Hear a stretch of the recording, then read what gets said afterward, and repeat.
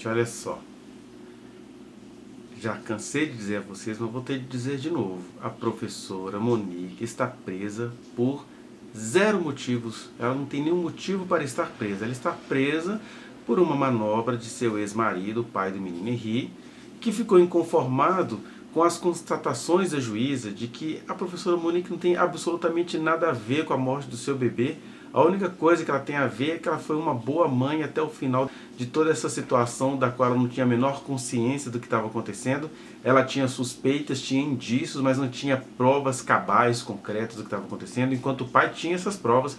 Eu tenho dito isso quase em todos os vídeos.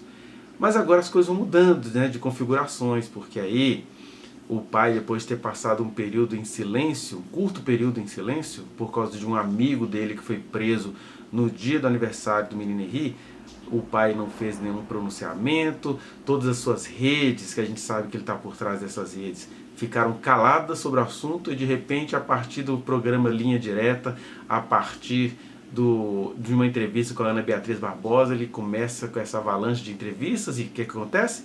Ele se torna agora um aspirante à carreira política, coisa que dizem as pessoas mais próximas dele, é algo que ele sempre quis da vida, se tornar um político. E agora, a sensação que a gente tem é que ele vai correr para entrar para a carreira política a fim de conseguir maior proteção, maior blindagem para que não venha a ser investigado, porque o tempo vai mostrando que esse pai tem muito interesse em manter essa mãe na cadeia, a fim de que ele não seja investigado. Eu estou dizendo que o Leniel matou o próprio filho? Não. O que eu estou dizendo é que alguma coisa ele está tentando esconder porque ele fica nervosamente atentando contra a ex-mulher e conseguiu amigos no judiciário, porque, por exemplo, quando o Ministério Público pede novamente a prisão da professora Monique, o Ministério Público não apresenta nenhum porquê concreto. Tanto é que o Gilmar Mendes faz aquela farofeira dizendo que tem uma jurisprudência que fez isso, que aquilo. Ele vai arrumando uma questão técnica baseado nas mentiras que Leniel colocou lá no pedido, que ele diz que a professora Monique estava descumprindo medida cautelar, ela não tinha nenhuma medida a cumprir, ela estava livre, leve e solta pelo STJ, porque o STJ não viu nenhum cometimento de crime ali na situação da trágica morte do filhinho desse casal. Então, junto com isso, vem outras pessoas aí, na velocidade do bonde, pegaram o bonde andando, e aí a Ana Carolina Oliveira, mãe da menina Isabela Nardoni, que eu acho curioso ela ser chamada de Isabela Nardoni, mantendo o sobrenome do pai que participou da morte da pequena, ela agora deu para ficar falando mal da Monique por aí. Aí veja o vídeo anterior dessa série para você ver a resposta que eu dei a Ana Carolina Oliveira. Hoje, contudo, eu quero que você fique aí com um trecho que eu consegui do Greg News. Tive que gravar por causa dessas questões de direitos autorais, alguma coisa assim. Mas eu não conheço ninguém que descreveu melhor o amigo pessoal e advogado do senhor Leniel, o Ailton Barros, porque o pessoal fala assim, o que tem ele entrar para a política para lutar pelos direitos do filho dele? Ele não está, o Leniel, né, não está lutando pelo direito do seu filho. E o Leniel está lutando por outras coisas. Agora tem toda uma equipe formada para ficar defendendo lei de alienação parental, fica zombando das mulheres que são vítimas desses falsos pais que provocam males em seus filhos e ficam fazendo parecer que a mulher, a mãe dessas crianças, é que é a doida, é que é a criminosa. E o Leniel está por trás da criação e do engendramento e do fomento de todas essas coisas.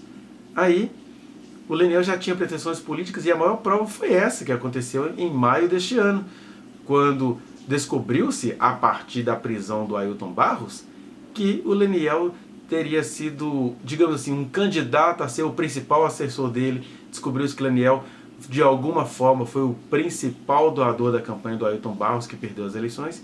E eu gostaria que você ficasse, hoje, com esse trecho, onde o Gregório do Vivier vai descrever maravilhosa e bem humoristicamente quem é o Ailton Barros, o advogado do Leniel, o amigo pessoal do Leniel e quase um político de quem o Leniel seria o assessor, né?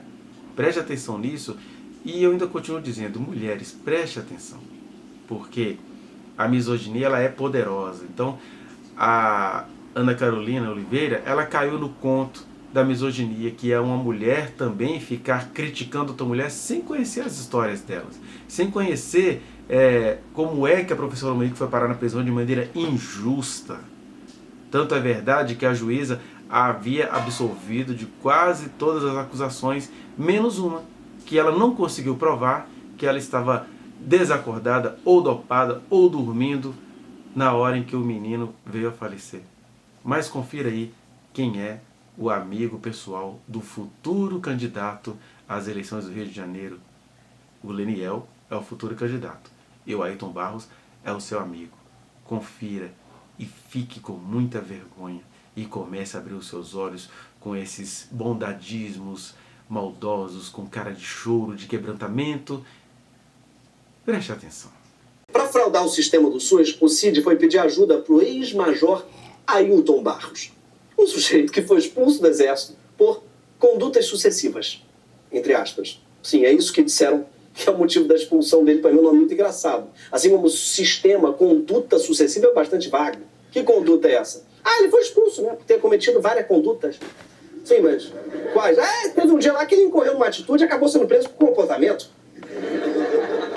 Entre essas condutas sucessivas estão acusações de abuso sexual de uma mulher dentro de um acampamento militar, violência contra outros militares e humilhação de seus subalternos. E como se não bastasse, ele ainda jogou o carro para cima de um oficial que o abordou por estar dirigindo em alta velocidade dentro da vila militar. Sim, para provar que ele não estava dirigindo perigosamente, ele mostrou o que é dirigir perigosamente. E você vê o que é o privilégio militar. Quase atropelar outro militar e não tomar um tiro, nem ser preso, apenas expulso do Exército. Que é uma maneira deles dizerem, olha, se quiser atropelar alguém, tudo bem, mas vai ter que atropelar um civil, tá? Vai cometer crime lá fora, vai. E a parte mais louca disso é que, depois de ter sido preso administrativamente 7 vezes, expulso do Exército, o sistema do Exército considera que ele morreu, apesar de vivo. E por quê? Para que sua esposa ganhe pensão como se fosse viúva. Expulso do Exército em 2008, Barros tem uma extensa ficha na Justiça Militar. Desde a expulsão, a esposa dele passou a receber, dentro da lei, uma pensão integral como viúva, atualmente de quase R$23 mil. Sim, tem muito ex-marido que se finge de morto para não pagar pensão. O militar se finge de morto para que a gente pague pensão para a mulher dele. Mas quem é o Ailton Barros, fora essas condutas sucessivas? Bom, o Ailton estava aqui o tempo todo, feito o braço invisível do sistema. A gente é que não viu. Eu sou o 01 do Bolsonaro. Meu presidente está comigo. E quase há 38 anos. 01 do Bolsonaro, 22001. Primeiro dano, segundo dano. Ô, Dami, eu tô indo aqui, ó. Só que ele é maior do que eu, viu? Eu sou o seu flor, meu presidente, no nosso momento de brincadeira, no seu segundo dano, ou Branca de Neve, meu muito obrigado. E um beijo hétero. O presidente não gosta de beijo, mas eu mando beijo hétero, porque eu sou o 01 do presidente Bolsonaro. Beijo hétero, segundo damo, sim. Bolsonaro dizia que era casado com Ailton. Será que ele só estava de olho na pensão de 22 mil? Porque se for ver no sistema, Bolsonaro deve estar listado como viúva. Mas a ficha corrida do Ailton não tem só atropelamento e assédio moral. Tem mais, sim. O cara é um verdadeiro polishop de condutas sucessivas. Em dezembro de 2022, o Ailton conversou com Mauro Cid na antessala da presidência da República para discutir como dar um golpe de Estado para evitar que Bolsonaro saísse do poder. O furo de reportagem foi dado pela jornalista Daniela Lima, que leu em primeira mão a mensagem enviada por Ailton para Mauro. Na verdade, ela leu a transcrição de um áudio. Então fica um pouco confuso, porque ela fez a versão em áudio de um texto que é a transcrição de um áudio. E tudo isso com a CNN botando uma música de fundo tipo Cidade Alerta. Ficou meio confuso. Então, a primeira coisa é essa, é esse pronunciamento ou do Freire Gomes ou do Bolsonaro até amanhã à tarde. E também, até amanhã à tarde, todos os atos, todos os decretos da ordem de operações já têm de estar prontos. Como é que tem que ser? Pô, não é difícil. O outro lado tem a caneta, nós temos a caneta e temos a força. Braço forte, mão amiga. Qual é o problema, entendeu? Quem é que está jogando fora das 4 linhas? Somos nós? Não somos nós.